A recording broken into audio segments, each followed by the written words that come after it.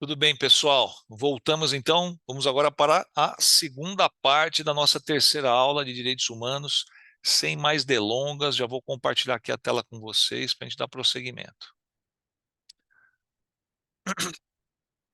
Vou dar uma ajeitadinha aqui no.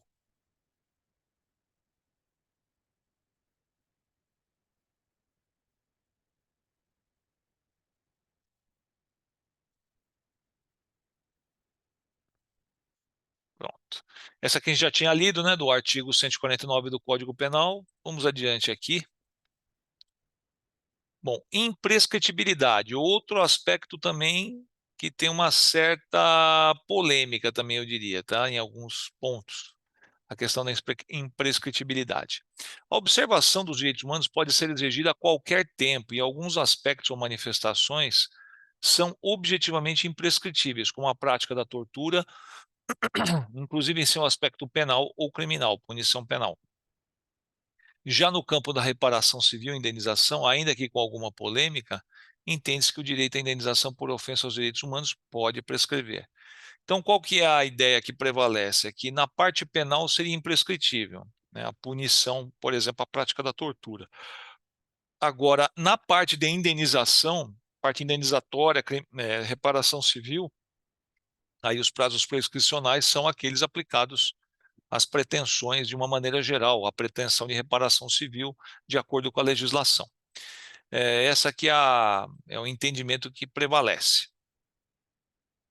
O professor Ricardo Torques lembra exatamente isso. Olha lá, ó, não podemos confundir a imprescritibilidade dos direitos humanos com reparação civil desses direitos. A intimidade é um direito de todo ser humano durante toda a sua existência, inclusive para depois da morte, pós-mortem. Contudo, violado esse direito, nasce a pretensão de sua reparação material e moral, que, embora seja decorrente de um direito humano, está sujeito aos prazos prescricionais legais. Então, professor Ricardo Torques está lembrando, né, desse aspecto que a gente acabou de falar agora, que na verdade a reparação vai estar sujeita a esses mesmos prazos. Olha aí, eu trouxe até uma figura aqui da ampulheta, né? Para quem não conhece, isso aí é uma ampulheta que está embaixo. Assim, se pode exigir a qualquer momento que cesse uma situação de lesão a direitos humanos, mas de outro modo, a reparação econômica decorrente da lesão gerada haverá de se submeter aos prazos prescricionais previstos em lei, tá certo? Então, se envolve caráter de indenização de reparação civil, incide a regra da prescrição.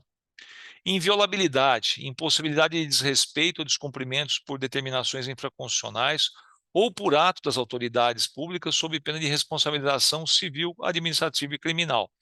Não dá para você ter normas que defendam ou que regulem, que normatizem ações ou condutas ofensivas aos direitos humanos. Não, aqui pode isso, tal, não dá, você está violando algo que está até acima do sistema jurídico normativo interno de um país. Então, tem a característica aí da inviolabilidade.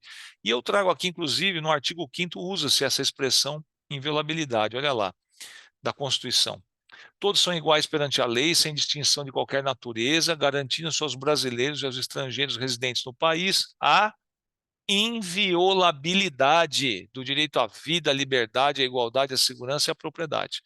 É o caput do artigo 5º da nossa Constituição atual, nossa Constituição vigente de 5 de outubro de 88. Complementaridade, unidade e indivisibilidade. Os direitos humanos não devem ser interpretados isoladamente, mas de forma conjunta e interativa. Tampouco existe hierarquia entre os direitos humanos, sendo todos eles exigíveis por serem todos importantes para a materialização da dignidade humana. Então, realmente, você não tem assim, é um direito depois o outro. Eu tenho o direito de ir e vir e também de defender, para propagar o meu pensamento, as minhas próprias ideias. Então, eu estou caminhando para um determinado local, chegando lá, eu vou professar as minhas ideias. Ou você tem o direito de, por exemplo, de ser informado, de informar, de criticar a informação, que se engloba vários direitos, né? Direito de crítica, de informação, de você se informar, de você informar as pessoas, enfim. Então, é uma complementariedade, não tem uma separação. Efetividade. A atuação do poder público deve ser no sentido de garantir a efetivação dos direitos humanos e garantias fundamentais previstos, através de mecanismos coercitivos, pois a Constituição Federal não se satisfaz com o simples reconhecimento abstrato. Os direitos devem ser garantidos no caso concreto, né? No que está sendo colocado ali. Então, essa questão de ser efetivo, e o Estado tem um papel extremamente importante em realmente tornar isso efetivo, concreto. Inalienabilidade, lembra que nós falamos da irrenunciabilidade? Esse aqui tem muito a ver com isso, também com a irrenunciabilidade. Inalienabilidade, o que é alienar? É negociar, vender de alguma forma, né? Significa que os direitos humanos não são objeto de comércio e, portanto, não podem ser alienados, transferidos. A dignidade da pessoa humana, por exemplo, não pode ser vendida. A inalienabilidade não importa dizer, entretanto, que não se possa desempenhar atividades econômicas utilizando-se de um direito humano.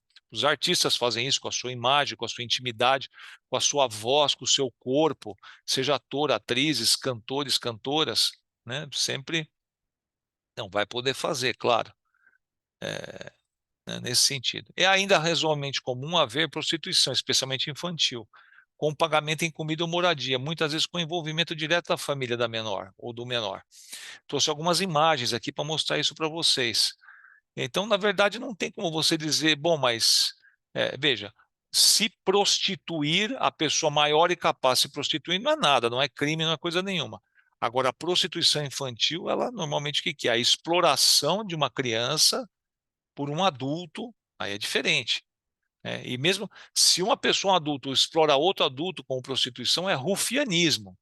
Agora, no caso, por exemplo, da prostituição infantil, é mais, tem outros desdobramentos mais graves, digamos assim, né?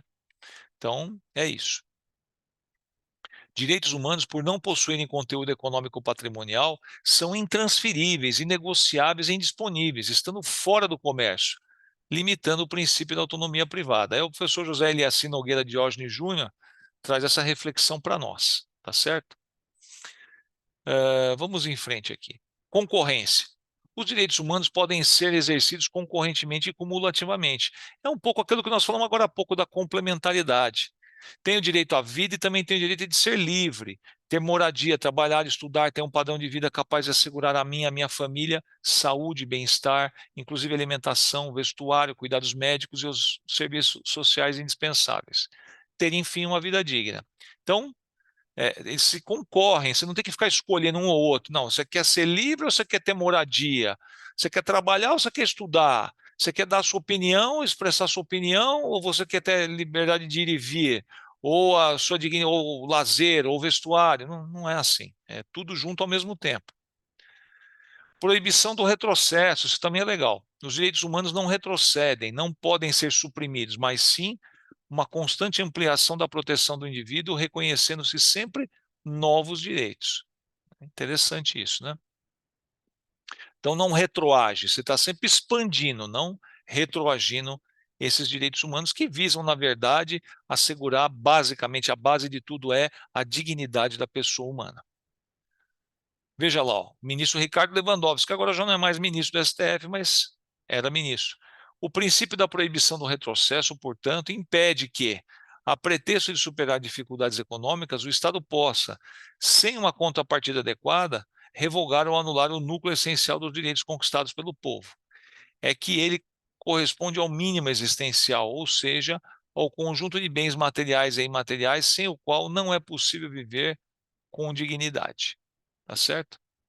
Então, o ministro Ricardo Lewandowski está lembrando aí, né, desse aspecto para nós. Pessoal, eu acho que nós chegamos aqui no final. Estou agradecendo. Coloco até meu e-mail aqui, quem quiser se comunicar, fica à vontade, tá bom? Vou interromper aqui o compartilhamento. Pessoal, encerramos essa segunda parte, aula 3. Logo mais tem a aula 4, também em duas partes, tá bom? Obrigado, um beijo, um abraço e até a próxima, se Deus quiser. Valeu, obrigado.